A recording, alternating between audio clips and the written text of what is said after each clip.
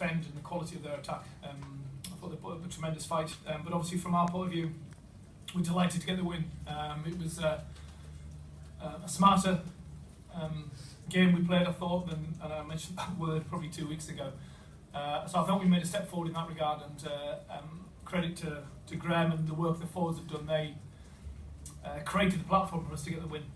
Stuart, England were under a whole heap of pressure this week. Can you sum up the mood in that home dressing room now? Please, really quite satisfaction, really, because we were under pressure from externally, but actually internally we were rock solid, and we always believed in the plan and believed in the players that we had for this week. There was a real single-minded approach to the game we wanted to take. I thought we took it, and I thought the players applied the plan really well. We didn't quite get it all right, but key moments such as Mike Brown putting the ball in the corner, turning them, we get the scrum, and Ben Morgan gets his try. That's what wins Test matches. Looking at all four results, can you say England have made progress this autumn? It certainly feels better having won the last game. I think in certain areas, obviously, the progression of key players, I think, has been a real bonus for us. We've got, I think, 7 British Lions players missing at the moment, and they're all getting back fit now. So progress up front, I think, I'd say scrum very good. George Ford, I think, he missed 1 or 2 kicks at goal, but the accuracy of his kicking game and his emergence in the team has been a real bonus. As has the wing position. Anthony Watson again, 20 years old. I'm throwing him in at the deep end, and he's swimming. Are you going to buy the man next to you a pint tonight as well? The tight 5 went really well, didn't they? Yeah, they did. They were fantastic, and I think it's like I say. You look at the quality of the players that are missing from that pack. Launchbury, Parlin, Budapola, Corbicero, Youngs, Cole, Croft. What's probably pleased me most is the emergence of the Kieran Brooks and the Matt Mullins, and the contribution that George Cruz made. These are guys we were bringing on. George for his debut against New Zealand after 20 minutes. So it's a real positive step forward in terms of the strength and depth of us. Graham, you must be very proud of the way they went. Absolutely, yeah. I look back over the last 4 weeks, and today was the icing on the cake. And Stuart's already mentioned that the guys have come in and stepped up to the plate, really. Delight with people like Courtney Laws. I've been pushing his leadership, and he's leading that line out well. But Stuart's mentioned the likes of George Cruz and Kieran Brooks coming in. And what it does is it throws more names into the equation for us going forward. Yes, we are missing guys, but these guys we've got now, they're putting their hands up for selection as well. Stuart, you said that this would have no bearing on the game in Pool A next year, but overall, are England, after that performance, still on track for the World Cup to your satisfaction? Yeah, I think so, absolutely. I think it's always difficult going into an autumn series, playing the world champions with limited preparation time. But we felt we competed well. We felt in the South Africa game that we actually generated the opportunity for them rather than the other way around. And we haven't got everything right by any stretch of imagination. There's still a lot of work to do, but we'll not look too far ahead because the next game is Wales. It's the Millennium Stadium. It's Friday night, and it's always nicer to finish a series with a win than a loss, for sure. Stuart, you're obviously so dominant in the scrum. Is that something you targeted as an Australian weakness? I wouldn't say it was a specific target. I think what we felt was if we played the game in the right areas of the field, we could use our set piece to our advantage. Scrum and maul. I thought our maul was as good. We generated a lot of penalties from that. Obviously, you committed a lot of Australian numbers to stop it. And invariably, it might lead to a penalty, which leads to 3 or another period of possession. So I think overall, we definitely felt we could win the game in that area. Stuart, how would you assess the midfield combination of George and Billy today?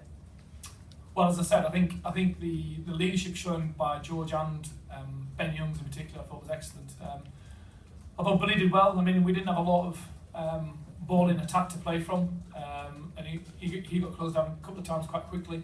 But he added that solidity in defence that we needed. I think actually Owen coming on for Brad and the blood bin, I was probably going to bring Owen on for Billy at that point anyway. I think Owen's experience helped out in the last 20 minutes of the game. And I think Richard Wiggins was the same. I think, when you've got the likes of Owen and George and these young lads who are playing together now, it is real positive for us going forward. And, we've got Manu and Luther Burrell, who wasn't available at the start because of his injury. Kyle Eastman picked up concussion after the second game. You know, we've got some good backs to come in, and probably the most pleasing thing overall, if you look back at 2014, irrespective of today's result, we scored 26 tries and 21 were by the backs. Stuart, I mean, having said that, though, just through this autumn, obviously the backs just didn't seem to be getting the ball enough out to the wide players. I mean, how do you explain the fact that the set piece was so dominant, but perhaps we're just not getting on the width on the ball? Well, sometimes if your set piece is dominant, you don't get width on the ball because you get penalties and you kick them, or you get a try. So, you know, we could have moved the ball from the scrum straight away and maybe tried to score with our wingers, but why would you do that? Are you happy with the level of creativity in the midfield, though, just the chances that Yeah, I mean, I'll go back to the stats, Sam. You know, 21 tries been scored by the backs, 13 by the back three. Stuart, you just paid tribute to Ben Morgan. He was involved in your first squad at Murrayfield in 2012. He managed to be coming off the bench. He had a dip in form, and he's obviously storming back now. Absolutely storming back. I mean, he for me has been one of the standouts over the last two games, and you know, obviously he had to sit patiently on the bench for the first two games. But what's pleased me most about Ben is the fact he's stepped up as a leader. And you know, he had a difficult season last season at Gloucester, and there's a new coaching team there, and he's reinvigorated as a player at his club. And you know, he's absolutely thoroughly deserved the Man of the Match award today. What's different from him in camp that you can see from 2 years ago? Belief, I think belief in himself, I think belief in his ability, and just maturity and experience. You know, I don't think, you know, we talk about it all the time, but for guys to come in and play at the highest level in test matches in front of 82,000 people, it takes time to adapt and develop, and particularly when you're young. And you know, let's remember, Ben's still only, I think, 23, or maybe just turned 24. He's still a young player, but I think his inner belief has grown as a consequence. He's developed as a leader, and you know, I say he'd be our person to shift now. Stuart, does winning today give you a psychological edge ahead of meeting Australia in the group stage of the World Cup next year? No, I don't think so. I honestly don't. I mean, I think the tournament itself will look after itself when it comes around. You know, I think Australia will have a lot of time together with their new coach. You know, it's been very difficult for them with the new coach taking over, and I think you look at the quality of the players that they've got in their squad. I think more time together under the new coaching regime, they'll only get better and better. So we've got, as I say, 7 British Lions to come back into the team. We've got the likes of Joe Launchbury, who didn't make the Lions, but is an important player. And you know, so I think all teams will strengthen and develop over the course of the next 10 months. For us, the target, I'm sure for Australia the same, will be the next game, and ours is Wales away, and I think they had a good win today, so good game on. Stuart, can I ask about Chris Robshaw, how he's handled the series as a whole, because his performances seem to have got better as the series has gone on? Yeah, I think obviously as a 7, you know, your impact on the game is dependent on how the forwards have done, and I think he's really worked hard, particularly at the breakdown. I think he got a key turnover in 10-15 minutes into the game, and that's one of the areas that, you know, we've been speaking to him about, so that was pleasing.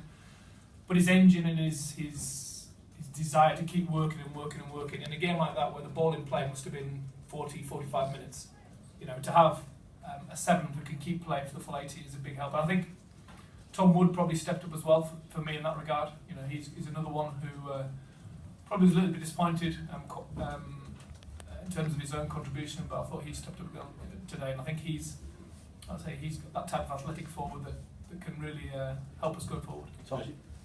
Graham, you just talked about the juggling act you're going to face with these returning lines, and how, you know, the mix those up with the ladies with up here and Brett and It's a challenge, isn't it? I've sleepless nights as it is. That's without those guys coming back. No, it's great. We're lucky we've got that talent coming back. But credit to those guys who've took their chances. Kieran in particular, no one had heard of him a few months ago, but he's really stepped up to the mark, and his contribution coming off the bench has been exceptional. But I'll deal with those headaches when all those guys are coming back. They're good headaches. Sure. Can I just ask your thoughts about Northern Hemispheres overall against the Southern Hemisphere in autumn? How do you think they've gone? Well, I'm not sure what the total. He won 5 against the Southern Hemisphere. What is it? He won 5 against the Southern Hemisphere. I think for all the Northern Hemisphere teams, we all feel a little bit undercooked going into the first game. You know, you meet, and you've got lads who've played in big European games, so we've all been knocking heads together, and whether it's ourselves, Wales, or Scotland, France, whoever, then we've all got limited preparation time, and those Southern Hemisphere sides come on the back of the Rugby Championship, and it always proves a challenge. But I think there's been enough shown by all the Northern Hemisphere sides. You know, Ireland had 2 great wins. Wales obviously doing well today. We came within 3 of New Zealand and South Africa. So, you know, I think it can only be a positive.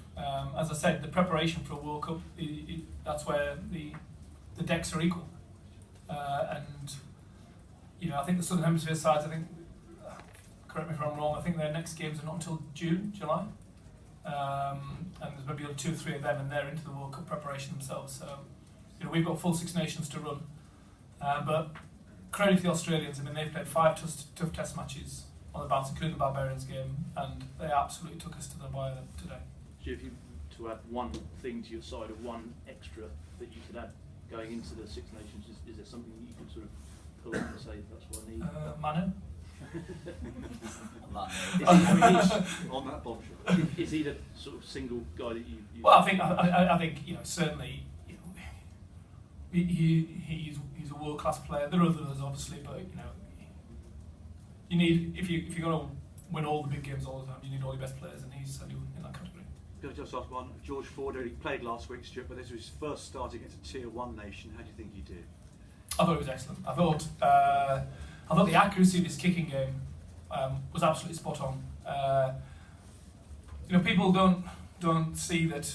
You know, if he's kicking for touch and it's either he doesn't find touch or he finds it maybe 10 metres away from where he kicked it, there's a big difference between that and nailing it within 5 or 10 metres from the opposition try line.